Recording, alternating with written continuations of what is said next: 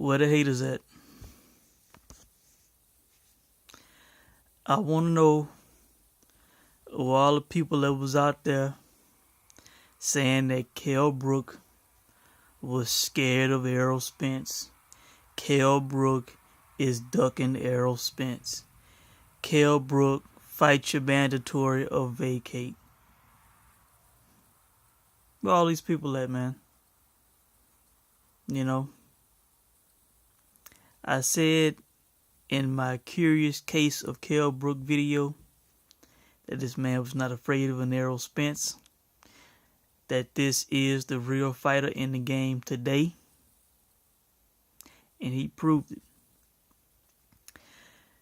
People say, well, at first they were saying, oh, he's scared, he don't want to fight, all this kind of stuff, he's avoiding his mandatory. Then Kell takes the fight, does social media posts, tells Errol Spence that he's next.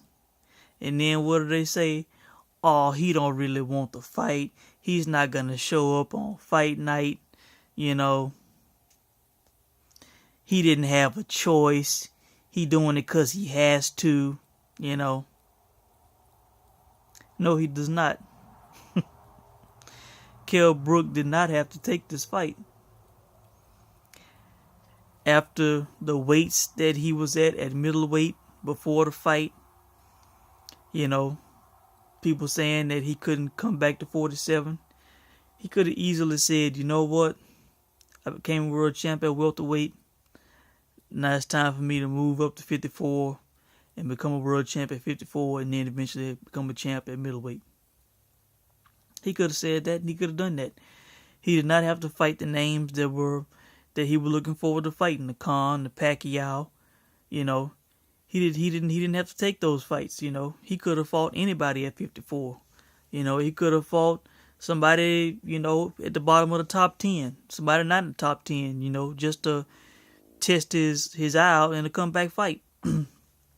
He could have fought anybody, you know, and headlined the card in Sheffield, you know. He didn't have to take this fight.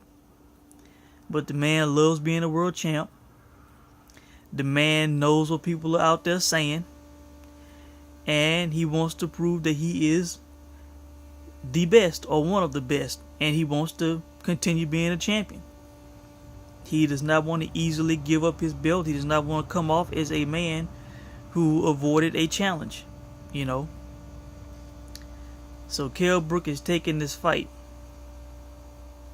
And Kell Brook has opened as a slight favorite in this fight. And honestly, I was thinking about staying away from this fight. Not playing this fight. Because I view it as a close fight, a pick'em fight. But I have said I am a Kell Brook fan. I am Team Brook. And after putting a lot of thought into it, I'm going to play this fight. I'm going to play this fight.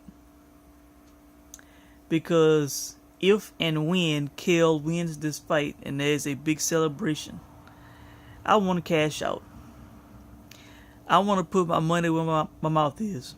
Because I have said, ever since Floyd retired, that Kell Brook is the best welterweight on the planet. I have said and felt that. And I still feel that way. You know, I do believe he was beating Triple G before that damn towel came flying in. You know, I know the record says that he was knocked out or TKO'd or whatever, but in my opinion, he was not knocked out. If he was knocked out, it wasn't by Triple G, it was by his damn trainer with that damn towel. You know, that's who knocked Kell Brook out. Dominic Ingle did. You know, Kell was not bumbling around the ring. He was not out on his feet. He was not hitting the canvas multiple times, flying out the ring like Bernard Hopkins. No. You know, Kell had his arms up, taunting Golovkin. Shit. Evading him with no defense without his hands up. He got hit flush a couple times and looked at him and was like, that all you got? Like, I mean, the adrenaline rush, you know, the punch that this man could take, from one of the hardest hitters in the game, And it's amazing me that people actually think that Errol Spence, who I respect, I'm starting not like his cocky, arrogant attitude that I've been reading and all the shit he's saying, but people actually believe off of what Errol Spence has done, and I guess because maybe they downgrade and don't think Kell is as great as I think he is. These people think that a guy who is 27 years old now in his 22nd professional fight, has not even been a pro for 5 years. This guy who was about to fight the biggest test of his career, the hardest hitter of his career, the best welter in the world, in my opinion. He is going to fly across the pond for 5 hours, I believe that flight is, plus he is going to fly to Sheffield, England, the hometown, the birthplace, the residence of a Kell Brook. They are reportedly going to fight in a soccer stadium filled with close to 30,000 of Kell's countrymen cheering him on. And they believe Errol Spence is going to go in there in the middle of 30,000 Brits. Well, slightly less because there'll be some Americans there too, and probably some other nationalities. They think that he's just going to go in there and knock out a man who has been a pro for 13 years, a man who has never been counted out to the count of 10 by a referee, a man who has never been knocked out cold. They think that Errol Spence is going to go to this man's hometown in a soccer stadium, potentially, and stop this man. They think Errol Spence is going to do that to Kell Brook. I find it hard to believe. Hell, I might even put money on Spence not getting the knockout, which will probably be at a minus 300 or so, because Spence to win inside the distance is going to be at least you'll get better than even money at least on that, because he is the underdog. As high as a plus 110 as I do this video. So you're going to be able to get, hell, better than even money on a KO from Errol Spence, But hell, I might be arrogant enough just to put money on him not getting the knockout and on Kell getting the win. Okay? Now, I just finished watching the Errol Spence Chris Algieri fight and the Errol Spence Leonard Bundu fight. I watched those fights because I was looking for flaws. Everybody's so high on Errol Spence. Oh, he's the next great thing. He's the next best thing. He's the next Floyd. Oh, he's the next great American fighter. All these things they're saying about Errol Spence Jr. All of his... I'm not even thinking about I'm thinking about the most significant fights of his career, which were the last 2 fights, okay? I'm not thinking about the ones before that, okay? I want to see what he did. When I'm evaluating and breaking down fights, I look at the most recent fights for the most part. If there was a significant name in there from some point, maybe I would look at it. But these are the 2 most significant names, and these are his 2 most recent fights, Algieri and Bundu. Okay. And people are making such a big deal. Oh boy, he knocked out Chris Algieri. Manny Pacquiao knocked him down 6 times, couldn't knock him out. First off, in reality, Manny Pacquiao knocked Chris Algieri down 4 times. 2 of those knockdowns were slips. That were bullshit knockdowns called by the referee. So in reality, he knocked Algieri down 4 times. Algieri kept getting back up. And that's, as I have said in the past, Pacquiao, the killer instinct, the finishing ability is not there anymore, and Pacquiao needs to retire. But he was sharp that night. Don't get me wrong. He was beating the hell out of Chris Algieri. Okay.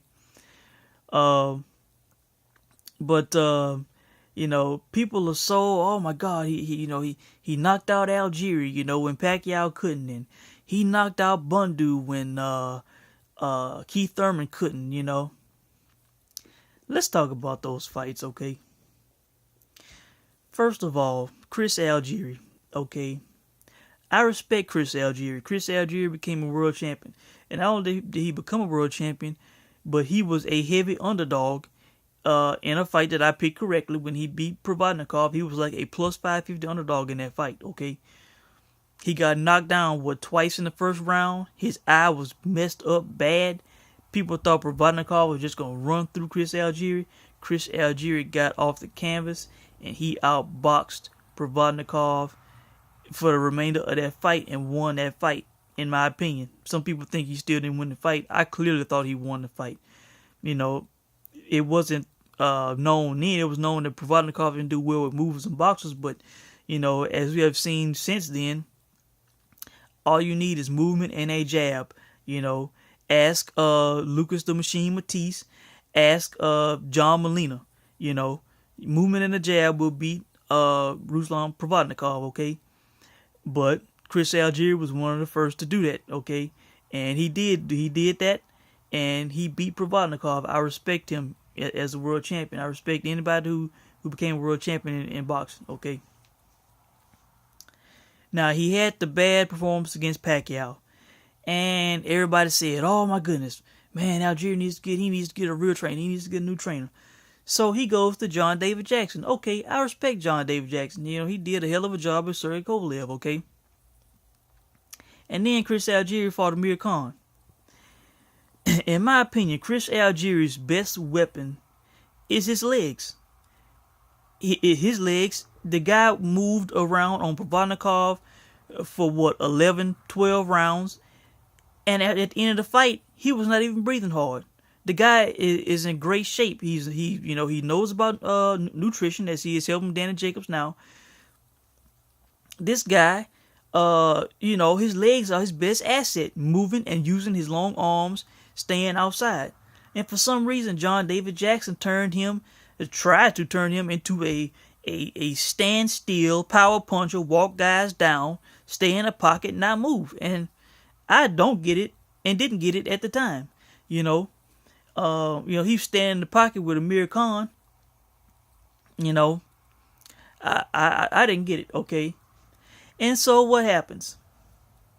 He fights Errol Spence, okay?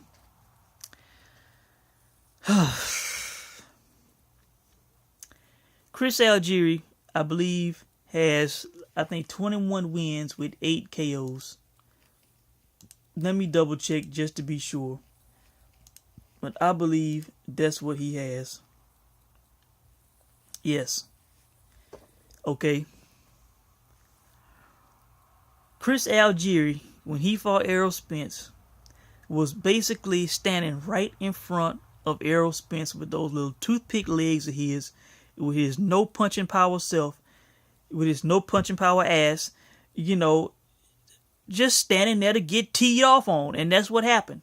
Errol Spence uses his long arms, his long legs, and he had no respect for Chris Algieri's punching power. He was loading up on Chris Algieri the entire fight. Chris Algieri just standing right there to get hit. He moved a little bit, but not nearly as enough as he should have. He was trying to stand in there with Errol Spence too long, okay?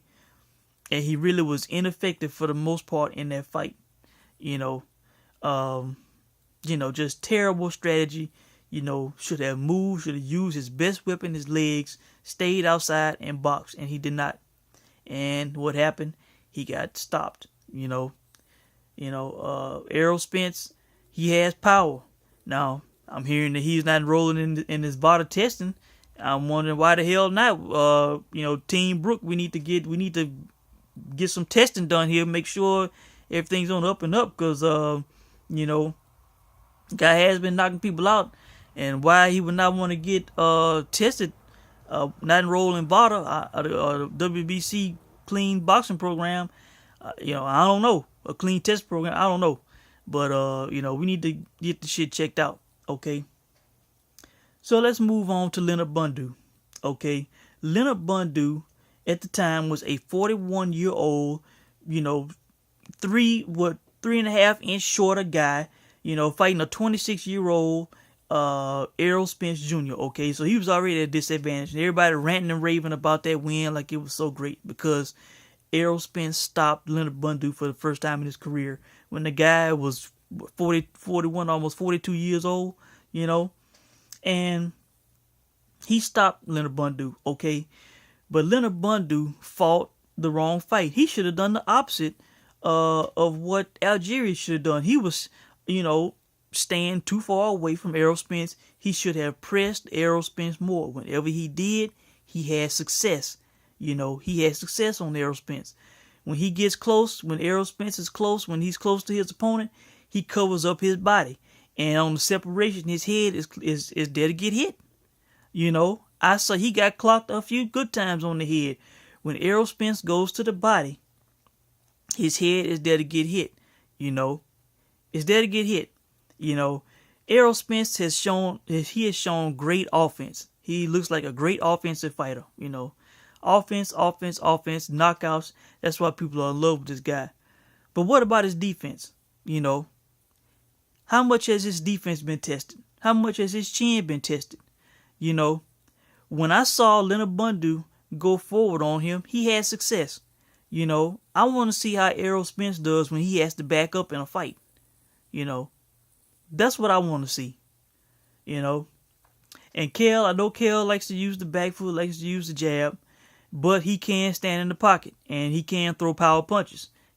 Ask Golovkin with his lying ass talking about he didn't get hurt in that fight. When they show the close-ups of that fight, him getting uppercut, he's all, doing all like that, bullshit on Golovkin. He was feeling them shots with his marked up face. And we got hit in the first round with that uppercut, and Kell launched his ass to the moon. Hell, his ass ain't landed yet, lifted him off both feet, So, Kell has an opportunity in this fight, I think Errol Spence, he has shown great offense. He is a body puncher. But I think his head is there to get hit. I think if you go forward on Errol Spence, you will have an opportunity because these guys, Algieri and Bundu, stayed on the outside too long, or at least Algieri, he stayed in the perfect range to get hit. He did not constantly move as he should have, the entire fight. So, I'm going with Kell Brook in this fight. I have said I'm a Kell Brook fan. I am Team Brook. And I will be going with the champ in this fight. I don't know if it's going to be a knockout. I don't know if it's going to be a decision. But most likely, Errol Spence is going to have to either get multiple knockdowns or a knockout to win this fight. And I believe he's believing his own press a little bit too much, his own hype. A little bit arrogant, a little bit cocky in my opinion. And he has not faced a guy like Kell Brook, a guy with skill, experience, and power like this man. This is going to be new territory, for Errol Spence. And he's going to hostile territory, I'm telling you. Like I said, I think this guy, I think his head is there to get hit. If you go forward on him, Bundu should have moved forward the entire fight. He should have moved forward, thrown a lot of volume, clinch. He would have had a better chance in that fight. He landed on Errol Spence flush a good number of times in that fight. When Errol went to the body, I saw the head right there to get hit. So, and Kell knows tricks. He has been around a long time. I'm going with the champ in this fight. And I will be talking about this fight. I'll be talking about the odds more as the fight, comes closer. But, to all the haters out there, man, the Kell Brook supporters, man, Team Brook, we tried to tell y'all, this man's not afraid, man. He's one of the realest fighters in the game today. Triple G, and Errol Spence back to back, and people still want to, discredit this man and say he's not going to make it to the fight. He doing it because he had to. No, he did not have to. He did not have to. He could have dropped that belt. He could have went to 54. He did not have to fight Errol Spence. This man doing it because he wants to be a champ, because people are saying Errol Spence is a great challenge, and hell, he wants to keep his belt and he wants to take on the great challenge. This is going to be a big show internationally, just like the Triple G fight was, and I'm going with the experience. Like I said, it's going to be a moment in this fight where Errol Spence gets hit with a shot, unless he somehow was to get Kell out of there quick. Errol Spence is going to get hit with a punch in this fight that's going to be the hardest that he's ever been hit in his life. I strongly believe that, especially in a professional fight. He has not fought a guy with as many knockouts as Kell Brook. And Kell needs to stay in the fight. He needs to move forward on this guy. Do not stay outside and let him tee off. He throws a lot of power punches. This is going to be the first time possibly that Errol Spence goes 12 rounds. So, lots of advantages for the champ, man. The experience and all that. The hometown, not having the travel on his body. Telling you, Errol Spence better get to Sheffield or England. He better get there. Hell, he needs to get there 2 weeks before the fight, not a week before the fight. He needs to give his body lots of time to rest from that damn travel. So I believe that's all I got to say on this so far, man. I just wanted to go ahead and comment after watching those fights, after trying to find the flaws in Errol Spence's game, which I believe I have seen some, and I know Team Brook will look and will see the flaws. And if I miss anything, I will leave a comment in the comment section, but I am going with the champ. I am not concerned about the weight. People are constantly talking about, oh boy, he went up he ate himself up to middleweight and all that. No, he did not. Kell probably walks around at 180 pounds, and he cuts down to 147 to fight at welterweight. He just did not have to cut to 147. He only had to cut to 160, So, no, the weight should be fine. I believe he will make 147, and he will be fine, So, that's all I got to say so far, guys. And I will be checking in later. Team Brook.